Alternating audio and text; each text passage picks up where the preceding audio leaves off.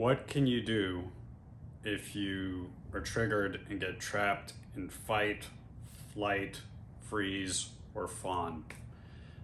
There are ways out, and some of them are actually pretty quick and pretty effective. It's Lev here.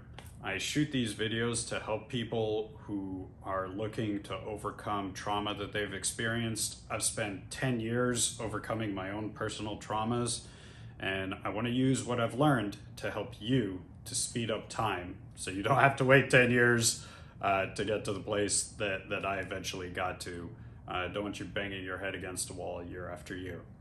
So let's talk about today's topic. What happens if something triggers your trauma and then you get the fight, flight, freeze, or fawn feeling where you're just all revved up and you're trapped in your reptilian and mammalian parts of your brain, and it's just a very unpleasant place to be. It can cause you to, for example, lose your temper, raise your voice. It can cause you to feel scared, to want to avoid the situation, to even fawn or people please, to try and prevent conflict. So what do we do when we're triggered to get out of that deep, traumatized emotional state into a more logical, calm, and collected state where that's a much more resourceful place to be to solve the problem, whatever it is that triggered you? So first and foremost is label what you're feeling. Just the act of labeling how you're feeling will help you get more into your prefrontal cortex instead of your amygdala and your brainstem, the reptilian part of your brain. And so, for example, you can say, for example, it seems like I feel upset about this. I'm feeling panicked about this situation. Again, just labeling what you're feeling helps you quickly get to the more logical part of your brain. And on top of that, another recommendation that I have for you, and I learned this from Tony Robbins, is don't just label what you're feeling. Label it in a way where it's not catastrophic. So for example, don't say, I'm really panicked, I'm completely overwhelmed, because that's actually, although you are labeling what you're experiencing, you're actually broadening and you're raising the level of what you're describing. What's better to say is, I'm feeling kind of panicked, or I think I'm feeling sort of panicked. Use language that will diffuse what you're feeling a little bit. And on top of that, what's also important is to breathe. Breathing can help tremendously. I use Wim Hof Breathing to also help deal with the situation, deal with the triggering. The worst thing that you can do is to try and suppress and push away what you're feeling. All that does, ironically, is magnifies what you're feeling. So what's much better to do is to actually experience the feelings, go through them, but process them. And breathing helps you process those feelings in the moment. So how do you do some basic Wim Hof breathing? What I recommend first is to do 30 quick inhalations through your nose to the bottom of your belly. And then after that, breathe all the way out to the bottom of your breath and hold as long as you can. Then breathe back in fully, again, belly breaths, breathe in through your nose, hold for 4 to 7 seconds, breathe out slowly, and then hold for 2 to 4 seconds, and then breathe in slowly, hold for 4 to 7 seconds, breathe out all the way and hold for as long as you can.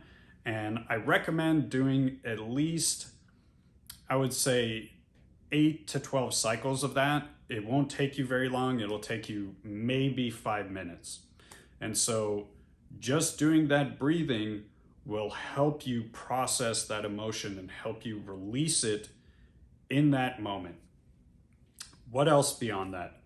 I would say what I'd also recommend is if you're at home, you can take a quick cold shower. Just doing that, it's basically like defragging the hard drive.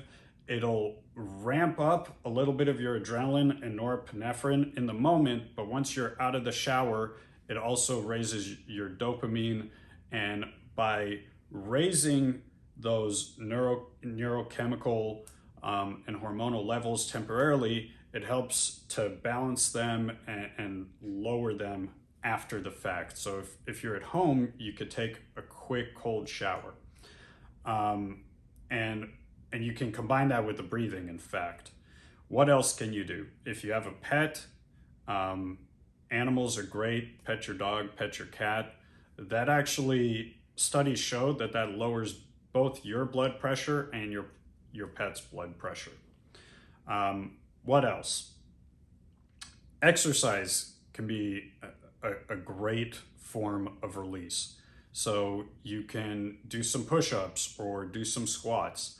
That can be done really quickly. You can go for a walk. The thing is, while you're walking, you don't want to be ruminating.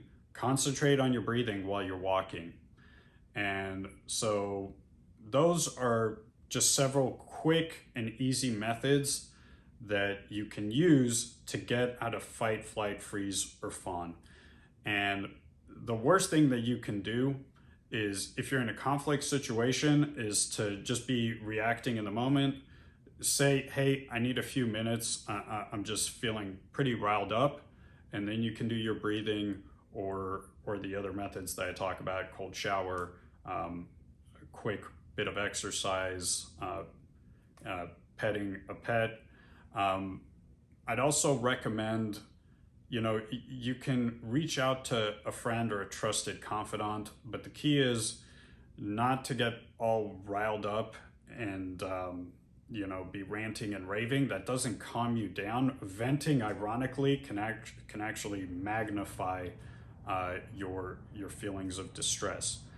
What's better to do is to just describe the situation and just ask for some support, some emotional support. And so those are some quick and easy methods that you can use to help you deal with being triggered in the moment. Please give them a shot.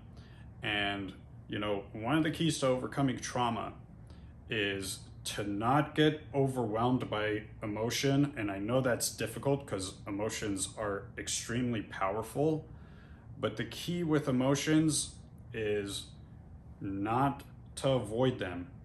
The key with emotions is to allow yourself to feel them, but at the same time, use these other methods to process and release them, so then you can deal with whatever situation triggered you from a calm and centered state. So until next time, I wish you healing and I wish you success, and I love you all.